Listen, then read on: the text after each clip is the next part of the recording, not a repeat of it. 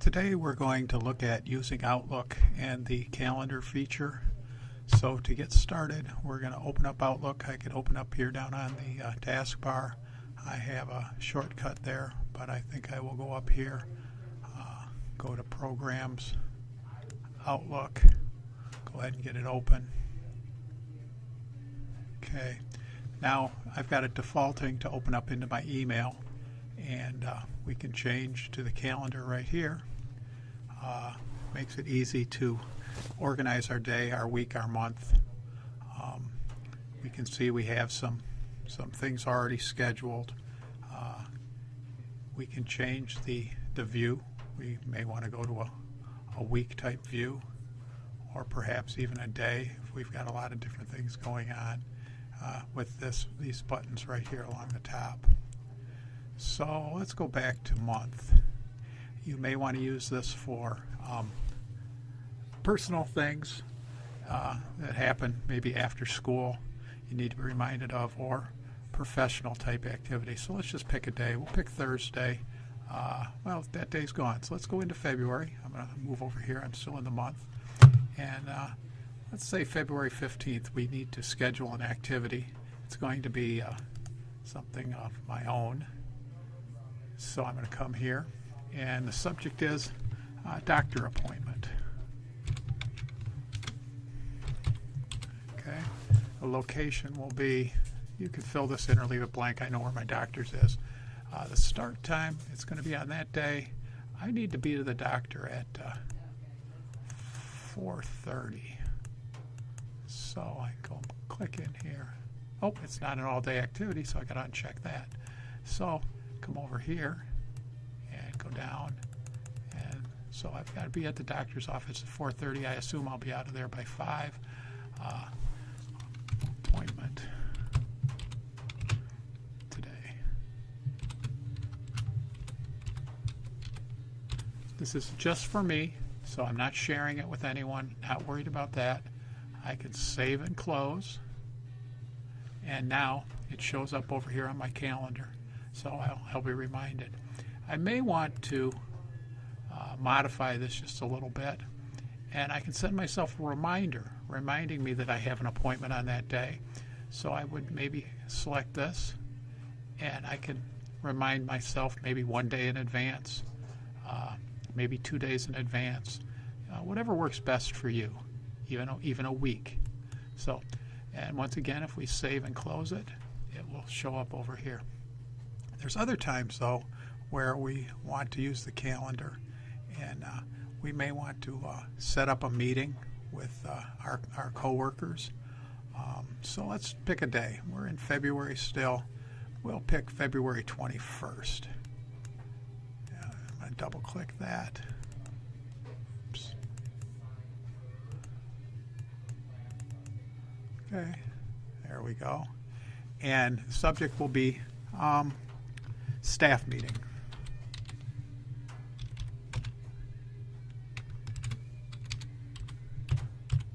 Okay.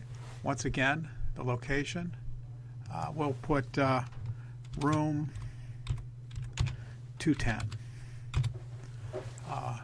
Once again, it's going to be on Wednesday the 21st. It is not an all-day event. It will be after school. As we know, school ends approximately 3 o'clock. So I'll go here 3. You could even make this, you're not limited to those defaults. We can make it at 3:05. And we want to be out of there. We don't want this to last any more than 45 minutes or 40 minutes. We'll make it half an hour, 3:35. Okay? Now in this case, please attend. Oops. Misspelled.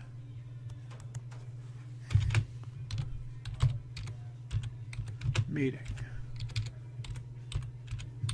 But in this case, we are going to invite people to attend this meeting also. So we'll go invite attendees. Just like with our email, we can go to this drop down, we can select it, we can go in here, and we can select our the persons that we want to attend this meeting. In this case, I'll select myself. right there. And I'm required to attend. I could have optional or be a resource person, and I will say okay. Now my name shows up here in the to box. Now when I go ahead and send this,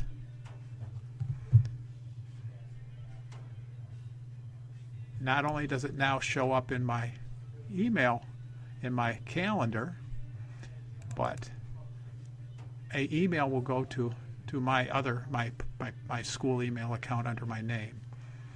Once again, we could set a reminder if we wanted. We could check response options. Okay, I've requested a response. I'll show you what that is in a moment. Allow new time proposals. I'll show you that in a moment also. So give you just kind of an idea how this works.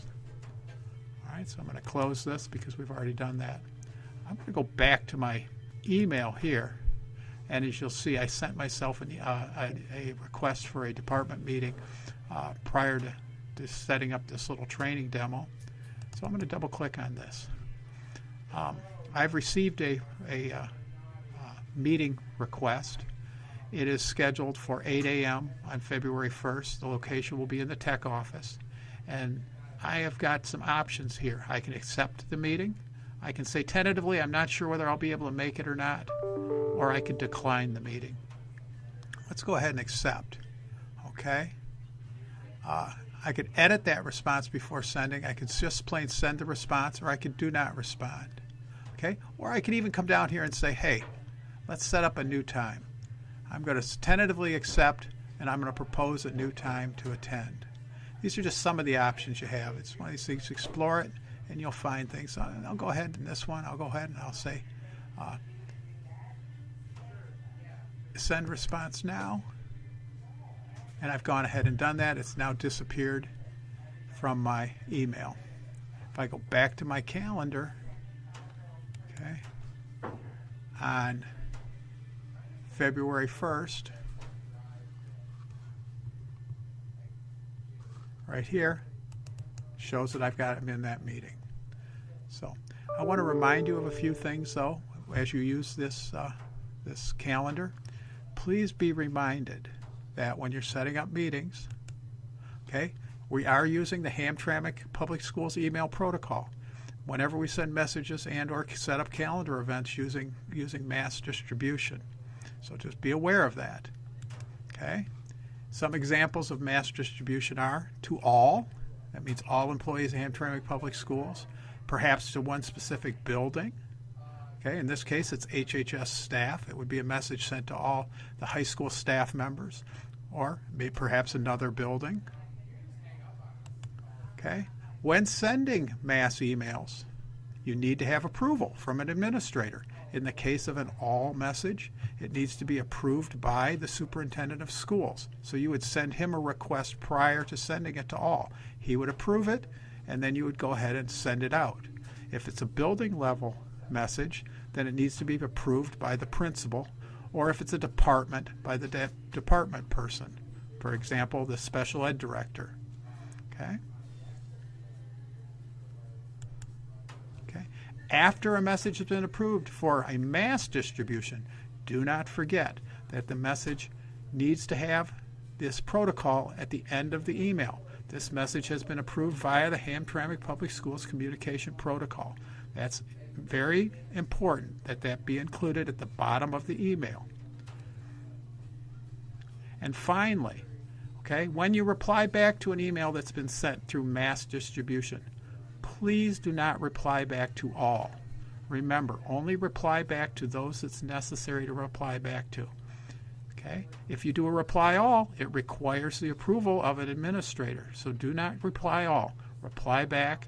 If you need to add some CCs, that's fine, but do not reply back to all. So that's kind of an overview of the calendar. It's found right down here on your Outlook. You go between email and your calendar right there. It's got some other neat features. You can change the weather in this version. Look at your different days. We're going to February 1st. There's that department meeting. This has just been an overview. I hope it's been helpful, and thank you.